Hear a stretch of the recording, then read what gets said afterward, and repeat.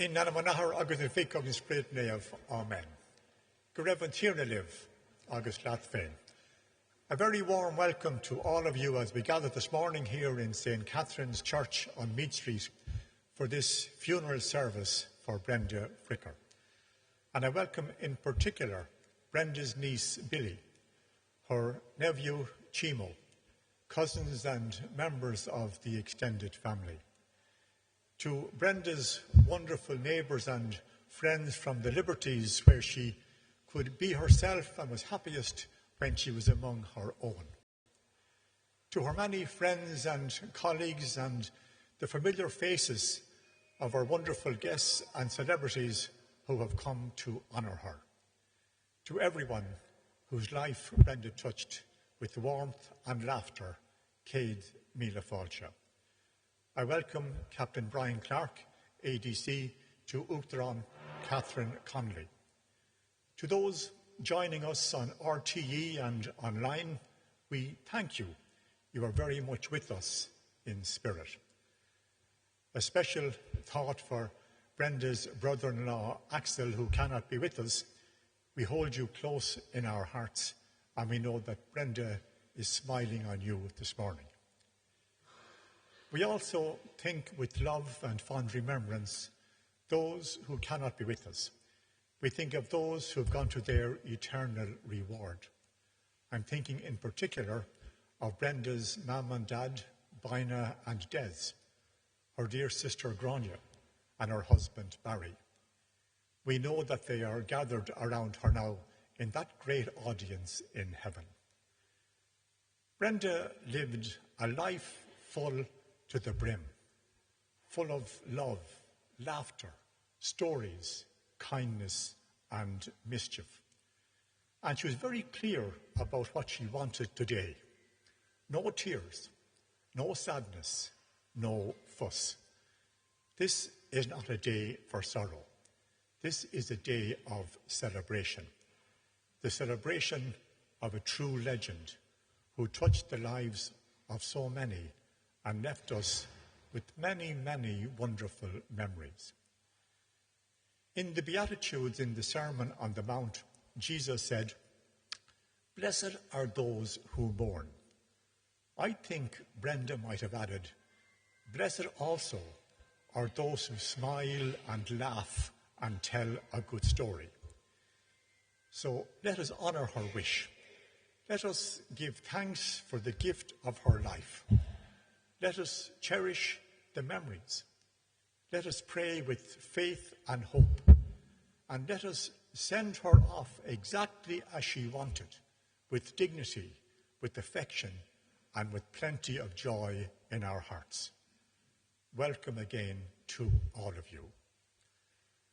I now invite Liz Duffy, her dearest friend, to say a few words.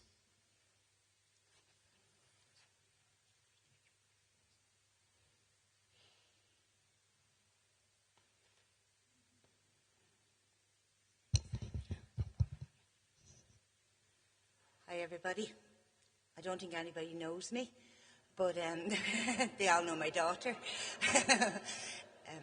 Brenda just asked me to do this.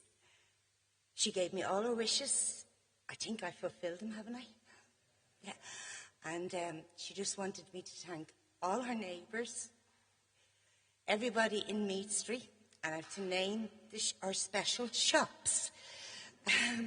So I have to start with Jane's Hairdressers. Jane was just amazing. Came up to the hospital when Brenda was really sick and did her hair beautiful. And then we have Foley's Pharmacy. Where do I go, Sean Foley?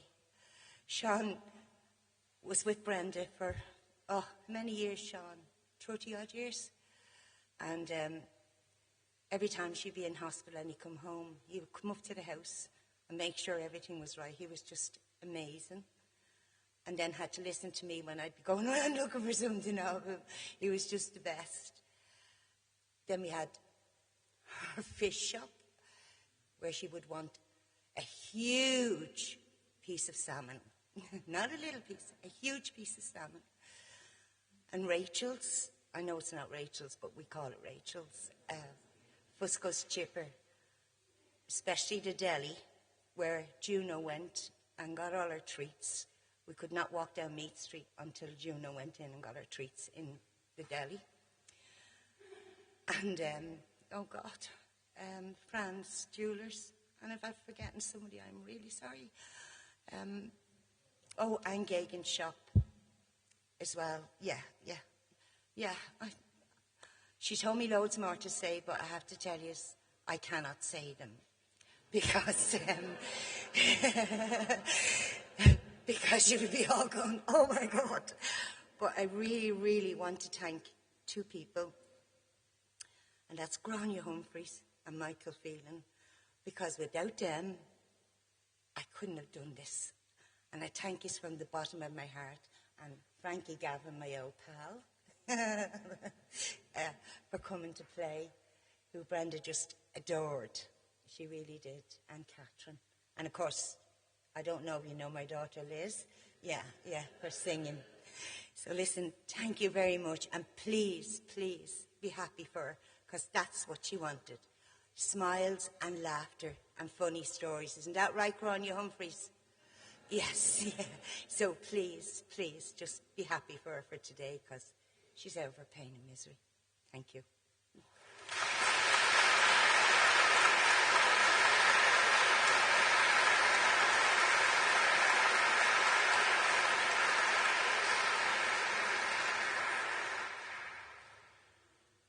Brenda asked to come to this church. She wanted a blessing.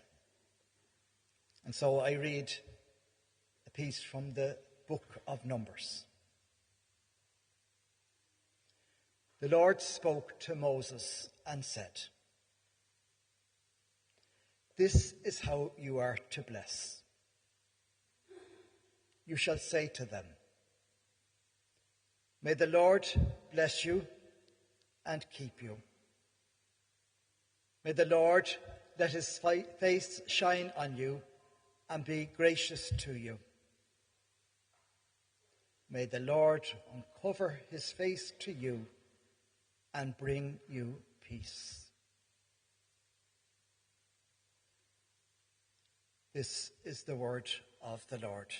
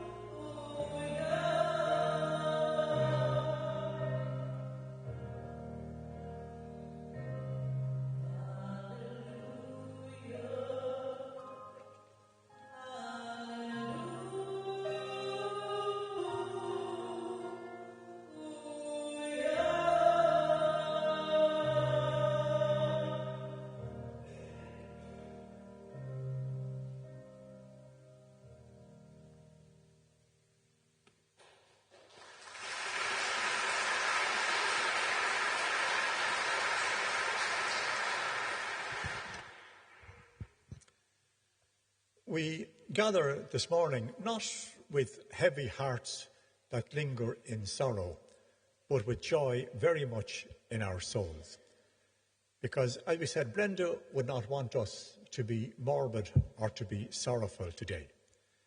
And our celebration is for bright, warm memories of a woman who filled the lives of so many with sunshine and boundless love.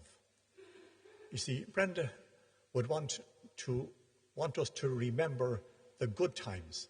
She'd want us to leave here with a lighter heart than when we came.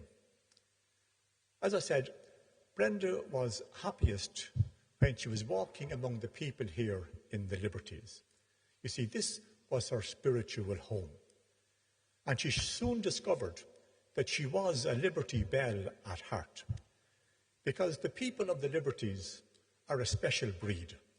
They're kind, they're true, they're warm-hearted, no pretense, and they make you feel welcome from the very first day.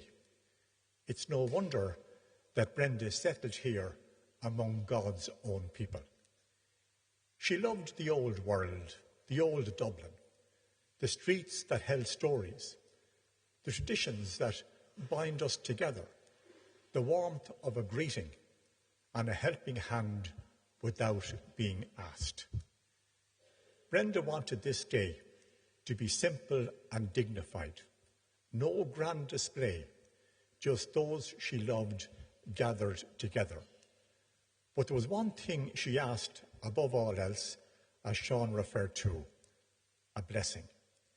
She often visited the Grotto to Mary, our Blessed Mother, next door. And Brenda understood, as Mary did, what it is to know loss and sorrow. And so she turned to her. She turned to the God who holds all of us and asked for a blessing. The blessing that Father Sean read is the blessing that we now offer Brenda today. May God hold her close. May his face shine upon that bright, smiling soul, and may she know eternal peace. Brenda spent her life creating beautiful memories for everyone around her. She was an actor through and through, living her art not just when the camera rolled or when the lights came up, but every single day of her life. She loved an audience. She loved you, her friends, her family, her neighbours, her crew. You were her favourite audience of all. She loved the magic of the cinema, the thrill of the curtain rising at the theatre, where stories came alive and where dreams took flight. And of course, she loved her dog Juno, her constant companion. She won the highest honour in her profession, an Academy Award. And do you know what that really mattered to her? What really mattered to her was not the trophy, not the applause or the recognition. What mattered most of all was bringing out the best in people. That was Brenda's greatest gift, to see the light in others and help to make it shine brightly. Brenda will be remembered for so many films and so many television roles, but there's one part that made her truly one of us. She played, as we know, the mother of Christy Brown in My Left Foot. She introduced the world to Mrs. Brown and then made Mrs. Brown one of us. She played her with such truth, such heart, such tenderness that we all felt we knew her. But in truth, Brenda was like that all along. You see, she didn't have to act kindness. She lived kindness. Her generosity was legendary. She gave freely, gladly, often quietly, expecting nothing in return. And when she saw a need, she was the first to answer it, expecting nothing in return. There wasn't an ounce of airs or graces in her. Her humility was genuine, always looking out for the underdog, always standing beside those who needed a helping hand. And of course, as we know, Brenda was a free spirit, full of devilment, full of mischief. She loved to laugh, and her laugh was contagious. And of course, we all know the golden rule of Brenda's day. Never call or text before 12 noon. She liked her mornings, and who could blame her? Because you see, Brenda marched to the beat of her own wonderful, joyful drum. She said it as it was. She shot from the hip. She brought the best out in everyone she met. In particular, her very best friend and dearest friend, Liz, who spoke a moment ago. Liz, you stood beside Brenda through everything, especially during those hard days. You were a true friend in every sense. You were steady, faithful, loving, and when the road was steep and the days were long, you were always there. Thank you for being her rock, for being her confidant. She cherished you more than words will ever say. The end of Brenda's journey was difficult. We know that. We owe a deep sense of gratitude to the wonderful team at the Hospice in Harold's Cross who cared for her with such gentleness, with skill and with compassion. And we give our heartfelt thanks for all the kindness they showed in looking after Brenda. There is a collection box at the back of the church if you would like to show your support for the wonderful work that they do. Thank you, Brenda, for the laughter, for the kindness, for seeing the best in us and bringing out the best in others, for teaching us that the greatest prize in life is never a trophy, but the love that we have for others. The curtain has fallen on this life, but what a performance it was. And I have no doubt in the highest heavens, in the company of her mum and dad, Bina and Des, her sister Grania and her husband Barry, the lights are coming up again. There's no more pain. There's no more sadness. There's only joy and laughter and fun and devilment. And I'm sure we can almost hear Brenda saying to Peter, for goodness sake, don't text or call me before 12. Brenda endured much. She gave freely and brought dignity and truth to every role and friendship. Ireland is prouder because of her. May the God of comfort now hold you close. May you fully realise that you are truly loved and will never be forgotten. Ní bheidh le héadán arís. Dheis go raibh a hanam dílis.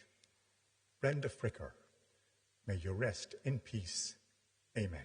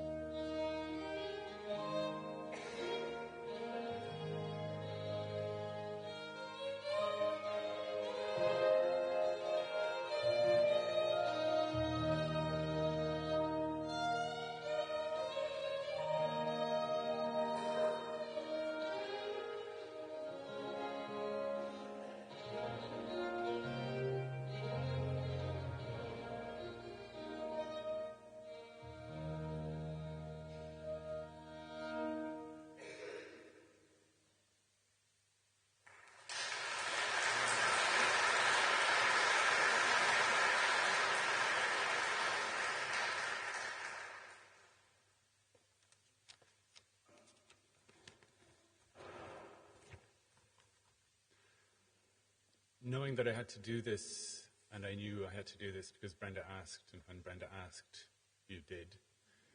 Knowing that I had to do this, I went back a few days after Brenda passed, and I listened again to the radio from the day after she died. I wanted to gather some of the words that others had used to describe Brenda, her friends, her family, her colleagues, the people of the Liberties, and to speak them again here.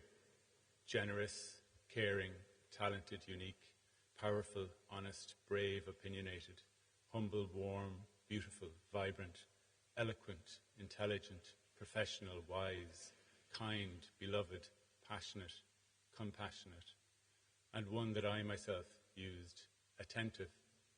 The first time I met Brenda was in her house, where I went to discuss the project that would turn out to be her last film. I came away from that meeting feeling strangely noticed, deeply seen, and closely heard. As I got to know Brenda, I realized that this was not unique to me or to that day. Brenda noticed. She was remarkably attentive to people and to their complexities, attuned to whatever it was that made them uniquely human. I began to think that it was this attention, this noticing, that had been a part of her remarkable talent as an actor.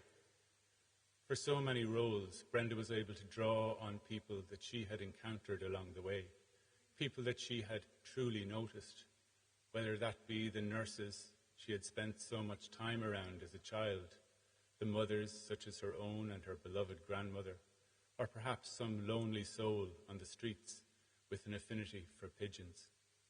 Each one had gone deep into her heart in all of their complicated humanity, such that she could, in time, draw on them, give them new life and some small acknowledgement in her work. It was not one-way traffic with Brenda, however. The attention she gave, she looked for in return. Woe betide any poor camera operator or director who decided that a lens or a light required their full attention while Brenda was in the spotlight. Forceful, strong, obsessive, tricky. Indeed, when I saw her for the last time a few weeks ago, she joked that here, on this day, anyone whose attention wavered from the main act, maybe to comment on somebody's outfit or to notice the beautiful stained glass windows, might find themselves shocked back into focus by a familiar scolding voice emanating from the coffin. Funny, mischievous, stern. But to imagine Brenda as someone who simply craved the spotlight would be to be mistaken. While she was somebody who could hold every eye in a room, on a stage, on a set, and love it, she was also somebody who might quietly slip away soon after, to retreat to the sanctity of solitude behind her 3 firmly closed front doors. Private, reclusive.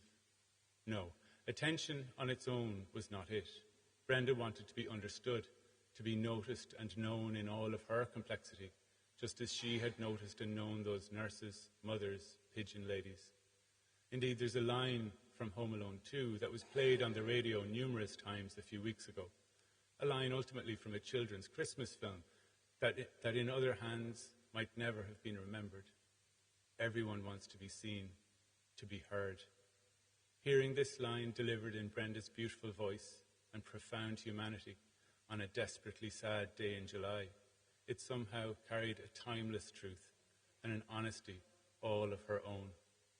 Brenda found a way with her work, on stage, on screen, and on the page, to be seen, to be heard, to be known and understood in a way that made her feel alive and that drew so many people to her from around the world.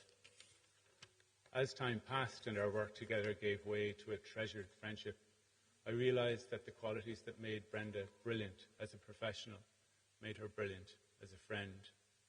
Honest, brave, curious, kind, attentive. Her love made you feel alive. She gave so much of herself in her work, in her relationships, in her encounters in Dublin and far beyond, that it sometimes feels that some essence of her is carried by everyone she touched, in her long life.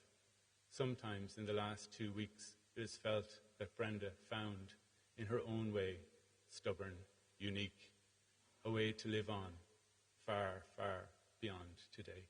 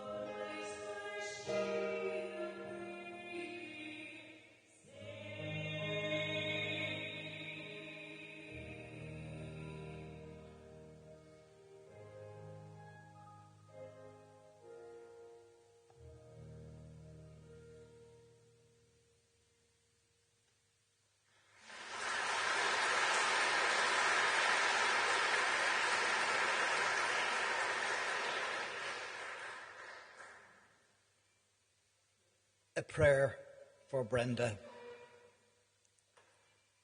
Or maybe, what would Brenda's prayer in the presence of God be today? Lord, on this day, I thank you. I thank you for the person you made me be, for the laughter and even for the tears. I thank you for the great gift of acting, being able to bring characters alive, to be true to them and to their message.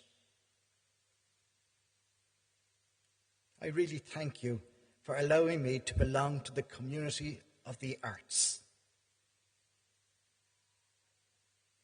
I thank you for all my family, especially Chimo and Billy and their children this day.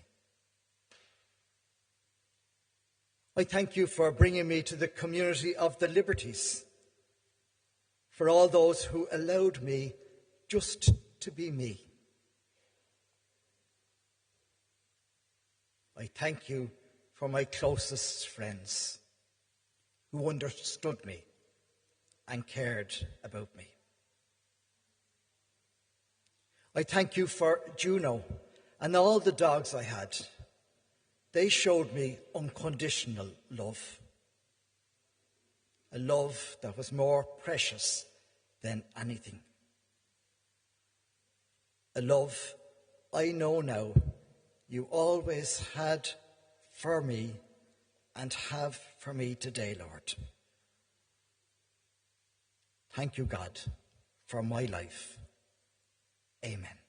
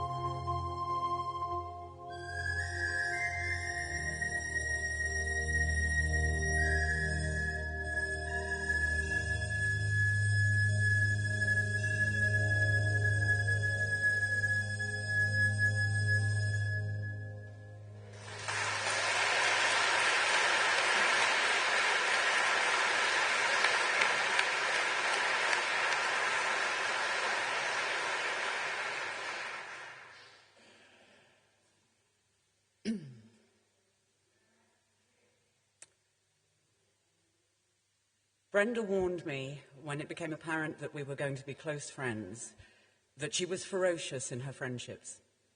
Not for her the odd text or catch-up call once every few months. No, she said, friendship with her was to be worked at, invested in. She meant what she said. For the past 15 years, Brenda has walked beside me in my life every day, sometimes for hours, sometimes for a few brief minutes. But right up until the last few days, there was not a day we weren't in contact, even during the periods she was utterly furious with me, which thankfully weren't too frequent, but we certainly had our moments. The friendship I experienced with Brenda was unlike any other I have ever known or ever will again. It transcended any boundaries, for good and for ill sometimes. She was a truth-teller like no other, and her ferocity was that of passionate love. When she loved you, she loved fully and deeply and with her whole self, not consuming, but renewing, boosting and encouraging, warning and admonishing, pleading and vulnerable, and everything so powerfully human and humane.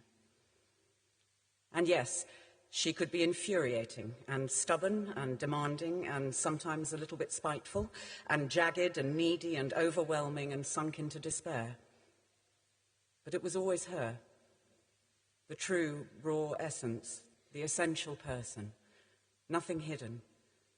There was nothing to hide, nothing that any one of us, if we're being honest, and she was always honest, have not been ourselves, though most of us have the cunning to conceal it. Brenda gave and gave and gave. She never stopped giving. Audiences around the world loved her for it. I was one of those audience members at first. I fell in love with her watching her on screen as a child. That strength, that kindness that she was able to convey because she was inordinately kind. Sensitive. In the briefest silence on a phone call, she could feel the temperature of a mood shift. I couldn't hide from her. And even if I wanted to or thought that I had done so successfully, she'd call my bluff. And she was the greatest champion that I could ever have asked for. I have a document on my desktop that's positioned so that it catches my eye as soon as I fire up my computer. And it's titled, Read When Low, from Brenda. I'm a filmmaker, and as was and is often the case, I had been in a slump wondering why it's so hard to get my work made and whether or not I was wasting my time. What she wrote to me is a spur and also a sanctuary of deep shared mutual understanding. And I'm going to read a little of what she wrote, not because she praises me, though I won't pretend that isn't a huge morale boost, but because everything she says is true of her 1,000-fold. Virginia, yes, it's all worth it. Where would mankind be? How civilized would we not be if you didn't create and deliver to those of us who are unable to do what you do, but fully able to enjoy and appreciate it? It's a natural talent in understanding humankind. It's neither good nor bad, but it's how you use it that brings the music out. Actually, it's a bit like being a magnificent singer who can suddenly hum to herself in a crowded room and every soul around her is touched without even noticing. There's a real depth to it. It's from the earth, not the sky. From the earth itself, the earth, the present abode of humankind. That's why you never waste your time when you create something for us, about us, around us. You never waste your time. That's an attempt to tell you why what you do is worth doing. Be. Brenda. Oh.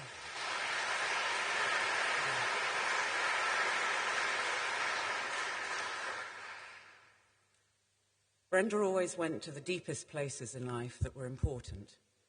It was never about surface. It was always about what was most authentically valuable. She was remarkable that way. What a privilege to have had such a friend. She could talk to anyone, and they had her full attention. She never patronized, never talked down, never lauded it, nor played a part. Rudyard Kipling's If personified, though she might not love my English reference. Where's the fecking heaney, she would say. When my then 9-year-old daughter, Georgie, walked in to see her, the first thing that Brenda did when Georgie remarked that Brenda was smoking inside was to say that it's her bloody house, and then she offered Georgie a cigarette, which was perhaps the most fantastic exchange of Georgie's life, and it fostered an instant devotion on her part. What Georgie doesn't know about is the cigarettes that Brenda and I shared sitting outside of St. James's Hospital when she was in after a nasty fall, and I was newly pregnant. Yes, I'm sorry, I smoked in my pregnancies, but both my girls are very tall, it's all right. Brenda's delight, her sheer life-affirming joy at this change that was to come for me, is what I will hold in my mind's eye, the love that she radiated. She was there when I battled through a horrible production, and she stood by my side throughout. She was there when my mother was diagnosed with terminal cancer and died within 8 weeks. She was there when I fell pregnant some months after. She wasn't literally there, although she does adore my husband and he adored her. That would have been a little bit too much. She was there when I was an exhausted new mother pushing a pram up the steep Harrow Hills where I live in London, fumbling with the phone, overwhelmed and uncertain. She held me through it all. I hope that in some small way I was able to hold her. The moment I met Brenda, I felt that I'd come home. There's something mysterious in that immediate sense of connection, in the depth of the bond that she offered. That kind of friendship, I think that's one of God's great gifts. And it forms you, it shapes you. I've been forever changed by Brenda. She's seared some of herself in me, and I'm very grateful. And it's far better that she seared herself that way than in any other context, for she was a pretty horrible cook, apart from her one specialty, which was an omelette, which she made with tender care using her secret ingredient of avocado oil. I've never eaten better. Her worldly success was phenomenal, but her inner success eclipsed it. How she loved, how deep she dug as a person, despite the incredible torments and afflictions that she suffered that I wouldn't wish on my worst enemy. How she remained herself through it all. Two things left to say. The first is from my daughter, Georgie, who inhaled Brenda's glory and her smoke from embryonic stage, and who loved her very deeply. She wrote to Brenda days before she died and has asked me to share it here. Dear Brenda, I just wanted to say a huge, huge thank you for everything you've done for me, Tess, Mum and Dad, and how much it means to me. I really, really love you, and I think that you are the most amazing, inspiring and beautiful person that this world has to offer. Thank you for all of that. I also want to say thank you for how much your love has meant to me. I mean, I think you are the only person who actually remembers every important event of mine and Tess's. I hope you start to feel better and that it is not as rainy as usual in Ireland. With all the love in the world, Georgie.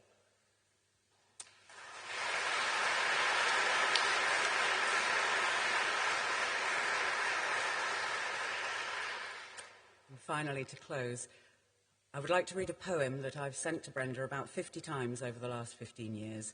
Forewarning, it's not by Heaney, but it is a poem that she loved so much and yet repeatedly lost and could never remember the title of, so I had it on my desktop ready to copy and paste an email every time she asked for it. And it's called Warning by Jenny Joseph. When I am an old woman, I shall wear purple, with a red hat that doesn't go and doesn't suit me. And I shall spend my pension on brandy and summer gloves and satin sandals and say we've no money for butter. I shall sit down on the pavement when I'm tired and gobble up samples in shops and press alarm bells and run my stick along the public railings and make up for the sobriety of my youth. I shall go out in my slippers in the rain and pick the flowers in other people's gardens and learn to spit. You can wear terrible shirts and grow more fat and eat 3 pounds of sausages at a go, or only bread and pickle for a week, and hoard pens and pencils and beer mats and things in boxes.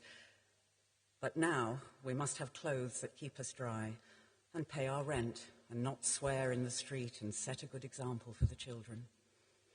We must have friends to dinner and read the papers. But maybe I ought to practice a little now, so that people who know me are not too shocked and surprised when suddenly I am old and I start to wear purple. Thank you.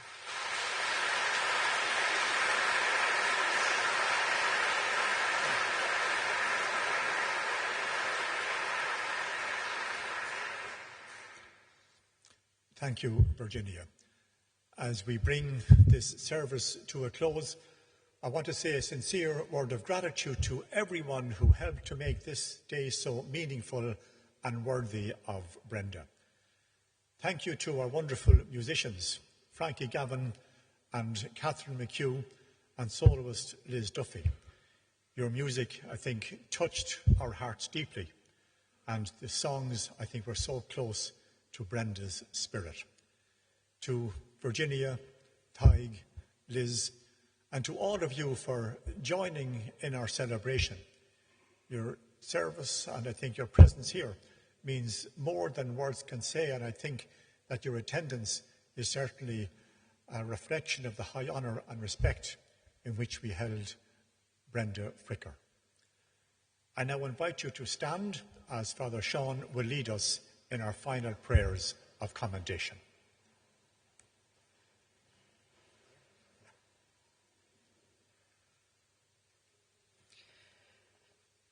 Before we go our separate ways, let us take leave of Brenda. May our farewell express our affection for her. May it ease our sadness and strengthen our hope. One day we shall joyfully greet her again when the love of Christ, which conquers all things, destroys even death itself. Monsignor Owen is now going to bless Brenda's remains with holy water, a reminder of Brenda's baptism when she was given the gift of faith, the gift of acting, and the gift of being a friend. And then he will incense her remains, showing our respect for her in how she carried and used God's gifts well.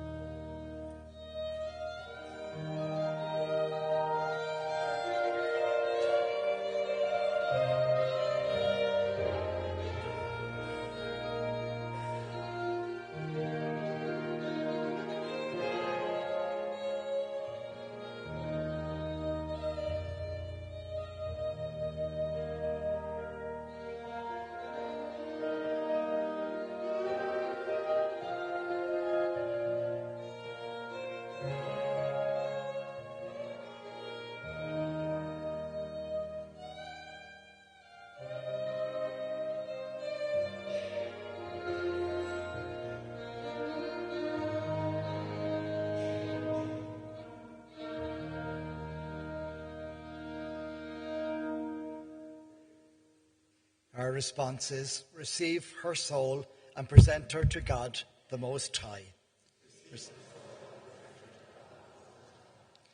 Saints of God, come to her aid. Hasten to meet her, angels of the Lord. May Christ, who called you, take you to himself. May angels lead you to the bosom of Abraham. Eternal rest grant unto her, O Lord, and let perpetual light shine upon her.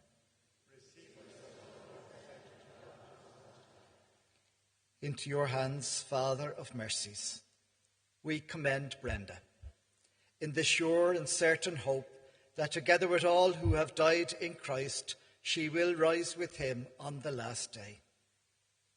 We give you thanks for the blessings which you bestowed upon Brenda in this life. They are signs to us of your goodness and of our fellowship with the saints in Christ. Merciful Lord, turn towards us and listen to our prayers.